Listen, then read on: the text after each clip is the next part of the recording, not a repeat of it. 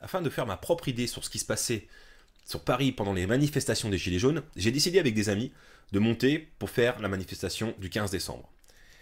Ces amis, ils sont allés la semaine d'avant, donc le 8 décembre, afin de voir par eux-mêmes ce qui se passait aussi, et parce que voilà, la rage montait en eux. Eux, ils ont eu le droit à la guerre civile, mais littéralement une guerre civile, qui m'ont expliqué le samedi soir quand ils sont rentrés, ils sont passés par chez moi, ils m'ont expliqué que c'était réellement la guerre. Une guerre qui était même incompréhensible. Donc j'ai décidé avec eux d'y retourner le week-end d'après, donc ce week-end, le week-end du 15 décembre, afin de me faire ma propre idée et de me faire mes propres vidéos. Parce que les réseaux sociaux, les médias, etc., on se rend compte que tout est manipulé. Tout. Mais quand je vous dis tout manipulé, tout est manipulé. Pour exemple, le vendredi soir, on est parti de chez moi, on a été sur Paris, on était à 1 heure de route, et pendant qu'on montait, on mettait des messages sur différents groupes de réseaux de Gilets jaunes, comme quoi qu'on allait sur Paris, ça y est, l'équipe montait sur Paris. De là, on reçoit des messages comme quoi Paris est complètement bloqué, que c'est impossible de monter sur Paris, qu'il y a des contrôles partout, que tout est pris dans les véhicules, la moindre chose qui pourrait être jetée pourrait être prise, que les casques, les masques, les lunettes, tout, en fait, tout était perquisitionné, et qu'il y avait des contrôles à chaque porte de l'entrée de Paris, et que c'était impossible de rentrer. On arrive vers les coups de 22h, 22h30 sur le périphérique, porte d'Italie, et là, bon, ok, pas fermé, mais bloqué, d'embouteillage devant nous, on se dit bon, c'est peut-être vrai, il y a peut-être une part de vérité dans tout ça. Et ben non, il y avait un accident quelques mètres plus loin qui empêchait justement la circulation. Paf, après cet accident, la route périphérique dégagée, sans problème, ça roule. On arrive porte de Maillot, on installe la voiture et on décide de monter sur les Champs-Élysées à pied, parce qu'on n'allait pas monter la voiture jusque là-bas. Et de là, mes amis commencent à me dire, il y a un souci, parce que la semaine dernière, les grandes rues et les grandes avenues annexes de Paris, enfin des Champs-Élysées, étaient fermées avec des policiers, des CRS partout, et ils faisaient des vérifications dès le vendredi soir en fait. Dès le vendredi soir, ils faisaient des vérifications de sac à dos, des vérifications de pièces d'identité, etc., etc.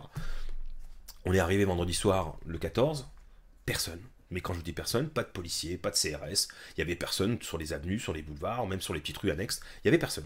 Donc on a décidé de continuer à marcher jusqu'aux Champs-Élysées. Et là, bon, on a pu voir différentes choses, c'est-à-dire que les magasins étaient ouverts, les gens étaient encore dehors, ça se baladait, il n'y avait pas grand monde, mais il y avait du monde, mais les magasins étaient en train de fermer avec des barricades en planches, en tout ondulé, etc., etc., tout ce qui pouvait protéger les magasins, ce que je pouvais comprendre.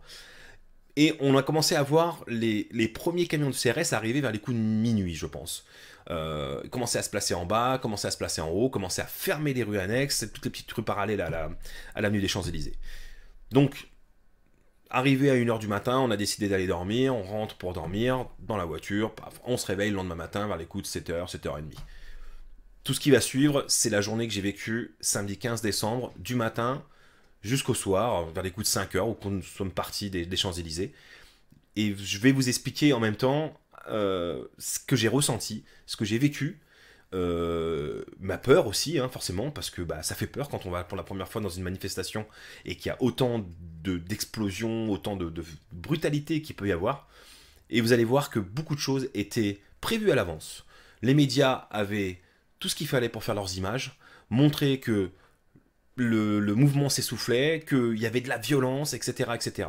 Mais cette vidéo que je vais vous montrer, en fait, vous montre complètement le contraire. Vous allez voir par vous-même, et j'espère que vous allez la partager. Nous sommes le 15 décembre, il est 8h40, et on se balade dans les rues de Paris afin d'aller aux Champs-Élysées. Mais les rues sont vides autour des Champs-Élysées.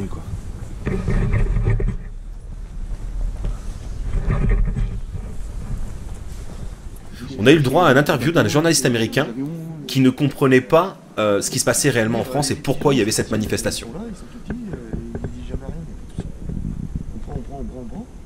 Ta belle-mère, elle gagne 654 € par mois. On peut voir que toutes les rues qui amènent aux Champs-Élysées sont fermées. En fait, il y a comme un tracé pour nous emmener aux Champs-Élysées. Il est à peu près 10h, on arrive sur les Champs-Élysées et on commence à voir les premiers cordons de CRS remonter l'avenue afin de pousser un peu les gilets jaunes à rentrer dans les Champs-Élysées. Et là, vous voyez, on limite, on est en train de nous pousser au cul hein, pour aller dans les champs.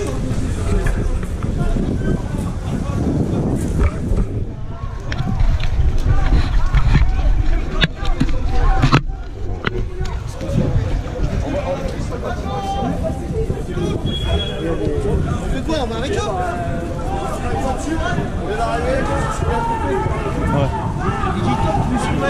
Ouais.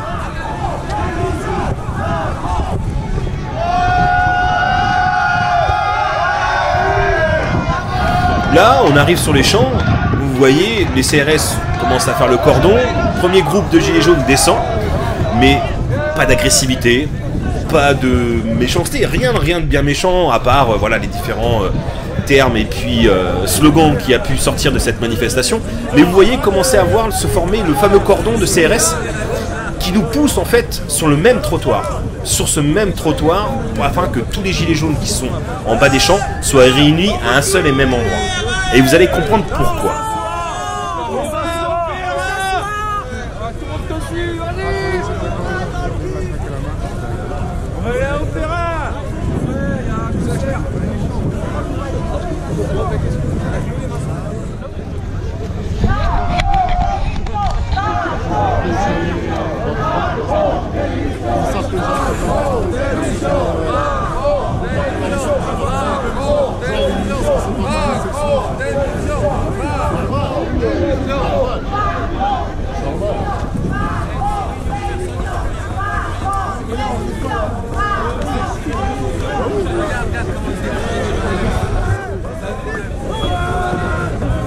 Attends, je vais sortir du miel, à ton avis, ça va monter par là.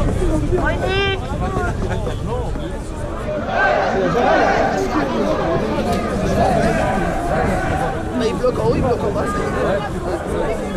Voilà, comme la personne vient de le dire, ils bloquent en haut, ils bloquent en bas. Et comme vous pouvez voir, les CRS sont là, devant nous, en train de fermer l'avenue en fait. Et pourquoi ils ferment?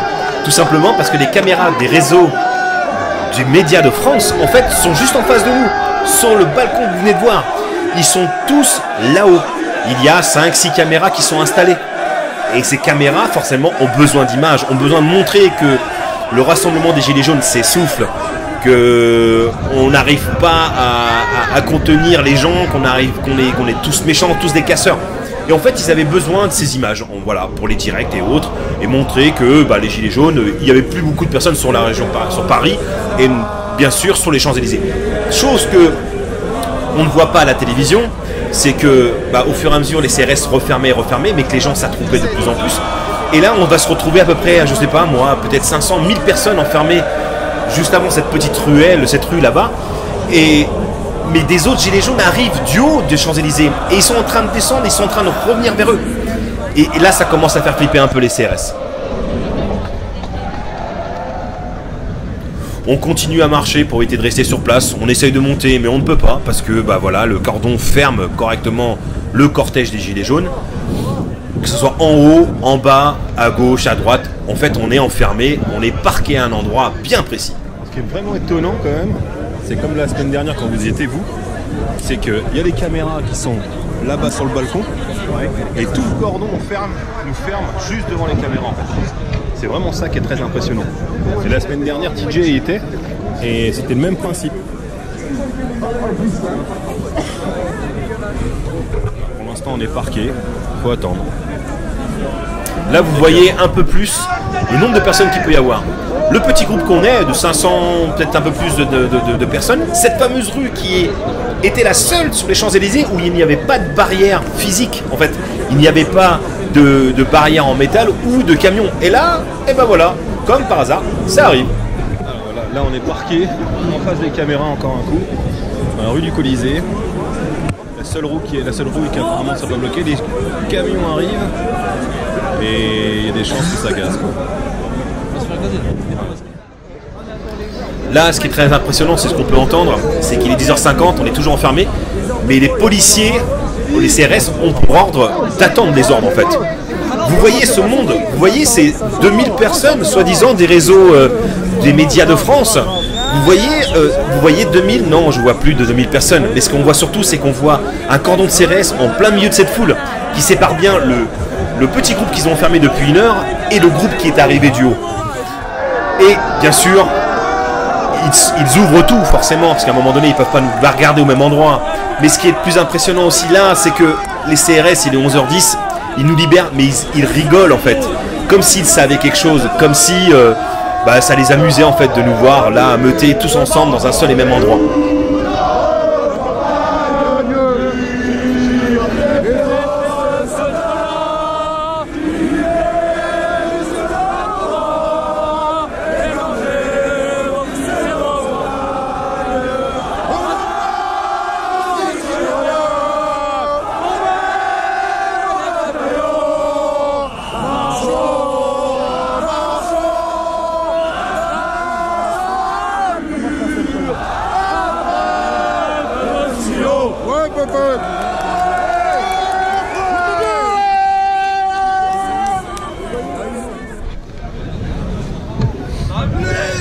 Il est 11h15, les CRS referment un peu le bas des Champs-Élysées pour être sûr qu'on ne s'étale pas de trop. Mais plus ça va, plus il y a de monde qui rentre, plus les personnes en fait forment des grands groupes et il y a des groupes qui montent et qui descendent les champs.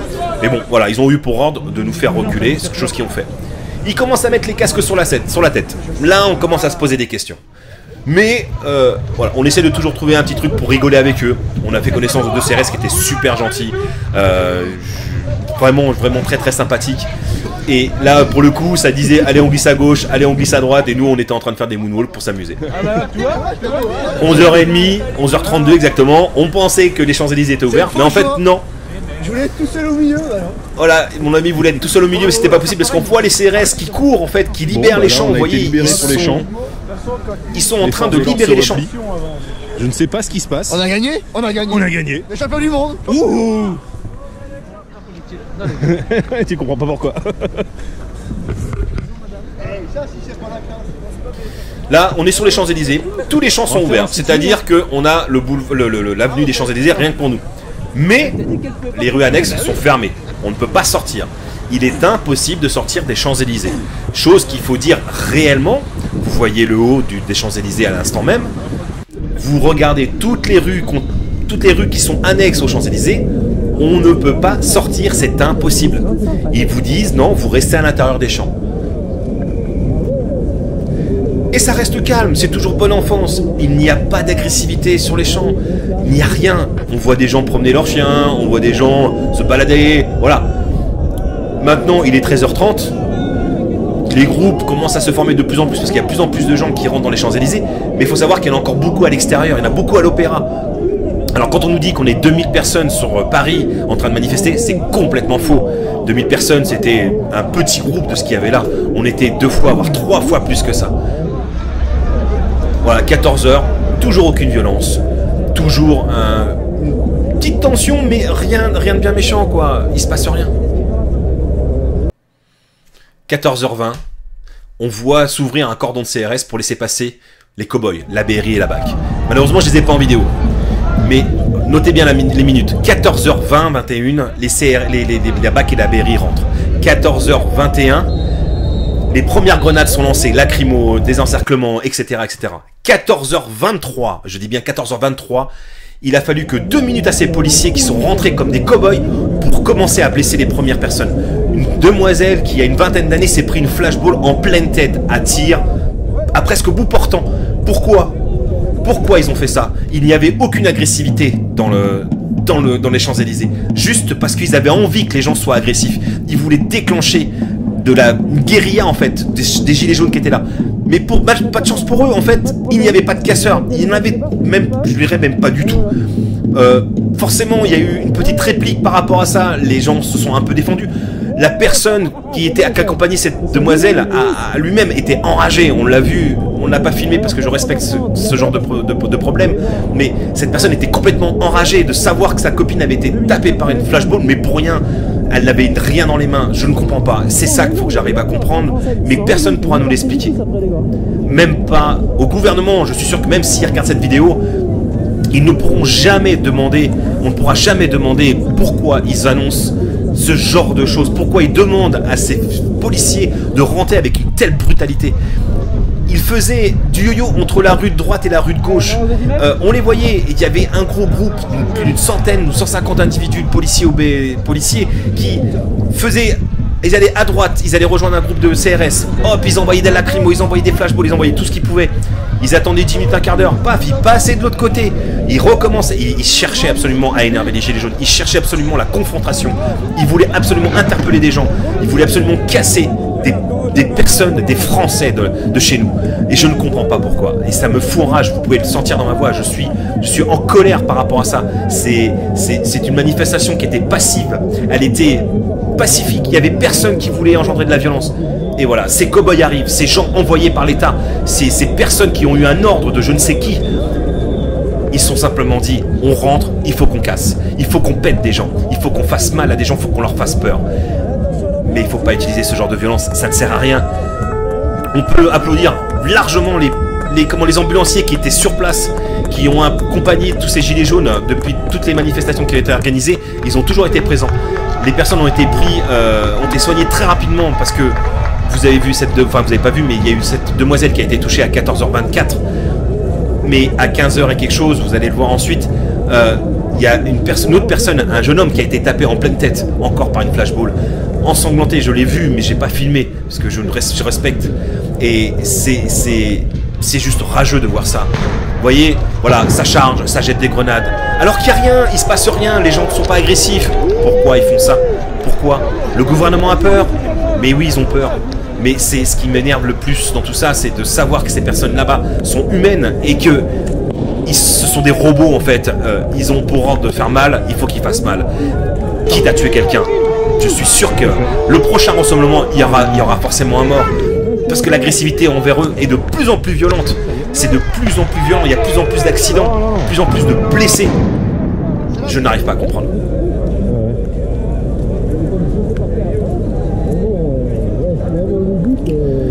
On décide avec mes amis de remonter les champs, histoire de laisser un peu de côté cette agressivité gratuite.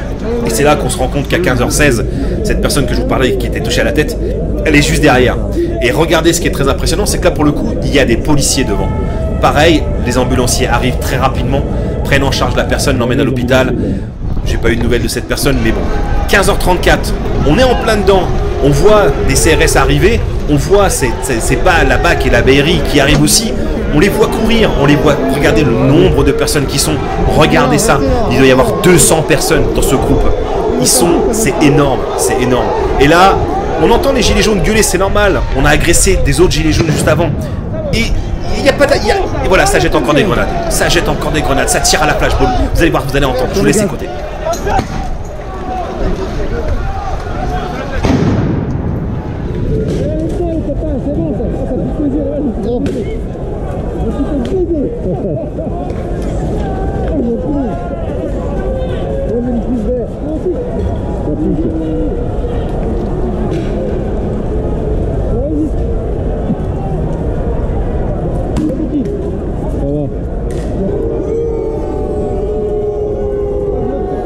15h34, le second groupe de ces personnes viennent rejoindre le premier groupe qui était déjà assez nombreux. Et là, on se retrouve avec encore plus de personnes, encore plus d'agressivité. Vous ne voyez pas la caméra, mais ces gens sont en train de nous viser avec les flashballs. On est à 20 mètres d'eux, même pas, on est à 15 mètres d'eux. Ils sont en train de nous viser. On a les bras en l'air, on n'a aucune arme dans les mains. J'ai une caméra dans les mains. Mais eux, ils sont là en train de tirer à vue. Ils sont en train de tirer les gens. Mais pourquoi? Est-ce qu'on a des armes dans les mains? Non, on n'a rien. On n'a strictement rien. Vous voyez bien, il n'y a aucun projectile qui sont jetés. Certes, à un moment donné, ils ont réussi à choper des pavés de la route et les envoyer. Mais est-ce qu'on a entendu parler que sur Paris, sur les Champs-Élysées, est-ce qu'on a entendu parler qu'il y avait des policiers blessés, des CRS blessés? Non. Là, vous les voyez, ils sont en train de recharger de l'autre côté pour casser cette meute de gilets jaunes. C'est normal, mais pourquoi y aller avec autant de violence? Regardez tout ce qui pète. C'est impressionnant. Les gens se prennent des grenades sur la gueule. Les gens peuvent mourir avec ces grenades. Il y a 25 grammes de TNT dans ces grenades. Elles sont extrêmement violentes. On sent vibrer notre corps quand ça pète. Et vous voyez, regardez, qu'est-ce qu'ils font? Ils vont rejoindre un autre groupe de CRS en face pour sortir de la zone. Ils sont rentrés pour 1h10 dans les Champs-Élysées, uniquement pour faire mal à des gens, pour tirer de la grenade, tirer des flashballs, uniquement pour blesser. Ce n'est pas pour casser les meutes, casser les gilets jaunes qui sont là, c'est uniquement pour blesser des gens. C'est limite, limite c'est des tentatives de meurtre, parce que tirer en pleine tête avec des flashballs, faut pas dire que c'est un accident, c'est complètement faux. Ça fait extrêmement mal. Les gens ont les crânes défoncés quoi à cause de ça. Moi je trouve ça complètement aberrant, je trouve ça mais rageant, ça m'énerve. Allez les gars, on descend. Allez go. Allez, restez groupés hein. Non, ça suit.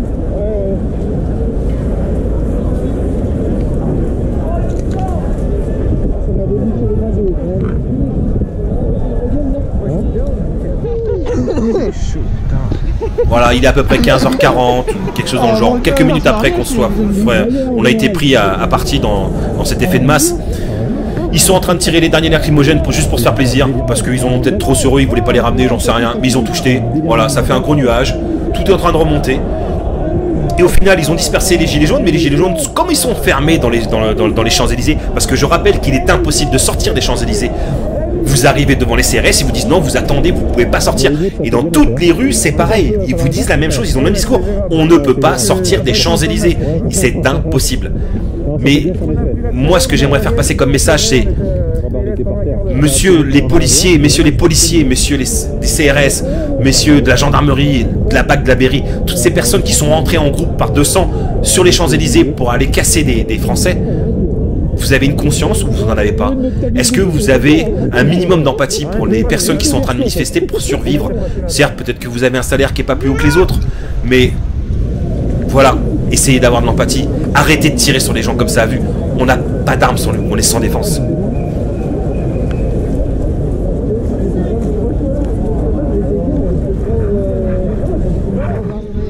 C'est juste monstrueux. Les flashs, tout ce qu'on peut prendre dans la gueule en fait. C'est incroyable. Ça va, c'est un regard à peu près soft là. Ouais, je sais bien, mais bon, moi c'est la première. Hein. Ouais, je sais bien. Mais ça fait vraiment peur, quoi. C'est la guerre totale. La semaine dernière, le matin, il y avait la rue qui était complètement blindée. Et il y a un moment donné, on voyait plus les gilets jaunes tellement ils avaient balancé de la lacrymo. Même nous, avec les masques et tout, on n'arrivait plus à respirer. Non, c'est une folie. C'est une folie. Incroyable.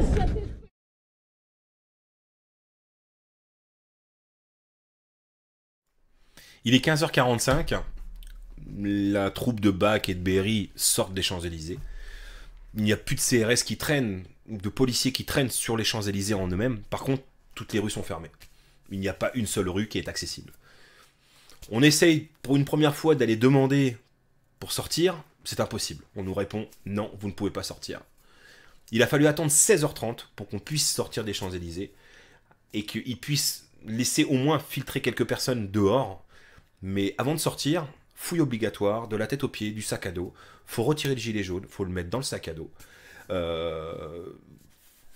Voilà. Pourquoi nous fouiller en sortant? Je sais pas. Ils avaient envie de faire chier le monde.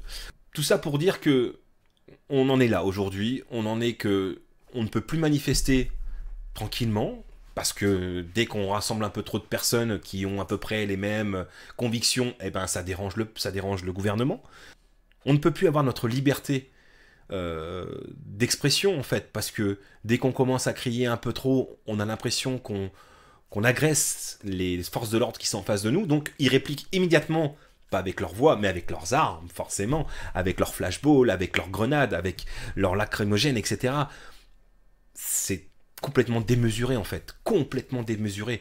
On ne peut pas laisser faire ça, en fait, c'est impossible. Moi, j'aimerais que les policiers qui ont intervenu sur les Champs-Élysées ce week-end, et même partout en France, réagissent réellement. Il faudrait qu'ils réagissent. Qu'ils se disent qu'ils sont limite en train de tuer le peuple français, en fait, à faire ça. Ils tuent les gens, en fait. Les gens, heureusement, par la flashball, on n'a pas eu encore de personnes mortes. Par contre, on a eu des blessés très graves. On a une personne qui a perdu une main parce qu'il a ramassé une grenade qui avait mal fonctionné à première vue, qui a pété dans sa main. Donc sa main, il n'a plus rien, hein, plus de main. Une autre personne s'est pris une flashball dans le visage, gencive, dents, muscles au niveau de la face, inexistants. Ils ont disparu tout simplement parce que tout a explosé. Cette personne est défigurée à vie. Il va falloir qu'il aille plusieurs opérations pour essayer de récupérer un visage à peu près correct. Cette personne que j'ai vue dans un reportage pleurait devant son reflet, devant le miroir. Maintenant, j'aimerais que le policier qui a tiré et qui a blessé ces gens regarde ce reportage et se mette à la place de la personne qui regarde, voilà, qui se voit défigurée à vie et qui risque de perdre toute envie de vivre, en fait. Parce que le fait de blesser des gens comme ça, gravement, vous avez blessé une personne à la mâchoire, vous avez éclaté une main à une personne, vous avez tiré dans 2 personnes samedi au niveau de la tête. On sait que ces personnes-là s'en sortiront, mais ils vont avoir un traumatisme à vie de savoir de se faire tirer dessus, d'avoir une tête éclatée, d'avoir un morceau de visage en moins, en fait. Une personne de la semaine dernière a perdu un œil. Vous vous imaginez de perdre un œil à vie? Elle a une vingtaine d'années, cette demoiselle. Pourquoi vous avez tiré dessus? Mais pourquoi? Pourquoi vous avez tiré encore sur ces gens ce week-end? Pourquoi? Ces gens étaient en train de, justement juste d'exprimer leur mécontentement au niveau du gouvernement. Tout comme vous d'ailleurs, tout comme vous êtes mécontent de vos salaires, vous êtes mécontent des charges de travail qu'on vous donne. Certes, ça fait 4 semaines que vous êtes en train d'intervenir sur les Champs-Élysées, mais arrêtez, arrêtez tout simplement. Ils peuvent pas virer tous les flics de France, c'est pas possible, on est bien d'accord. Alors arrêtez-vous et venez avec nous sur les champs, venez avec nous manifester. Montrez votre ras-le-bol afin que le gouvernement bouge réellement. Parce que ce qu'ils nous ont offert la semaine dernière, c'est clairement du pipeau. C'est clairement une flûte comme ça qu'on souffle et que c'est du vent. Voilà, c'est uniquement du vent. Mais ces personnes qui viennent manifester sur les champs sont des personnes qui n'ont à peine 1200 € par mois pour vivre. C'est des gens qui vivent à découvert tous les mois. Et je l'ai vécu quand j'avais une vingtaine d'années. Aujourd'hui, j'en ai 40. Mais pensez à ces gens-là, pensez bien à ces gens-là, parce que moi j'y pense, j'y suis allé pour ça, j'y suis allé pour défendre ces gens-là aussi. Et malheureusement, il est clair que ça s'essouffle un peu, les gens n'ont pas forcément les moyens de monter tous les week-ends à Paris, c'est Noël, dans une semaine c'est Noël, donc les gens n'ont pas forcément les moyens de monter tout le temps sur Paris, les gens, eh ben, à force, ils ont même peur de monter et de faire une manifestation, parce que maintenant c'est direct flashball dans la tête, on ne cherche même pas à viser les membres inférieurs, on tire directement dans la tête. Faut pas dire que c'est une balle perdue, parce que des balles perdues, il y en a eu des dizaines chaque week-end. Faut arrêter. Bref, j'espère que vous partagerez cette vidéo, que vous comprendrez mon mécontentement, et j'espère que ça va réveiller certaines personnes. Voilà, je vous dis à bientôt, et bon courage à vous.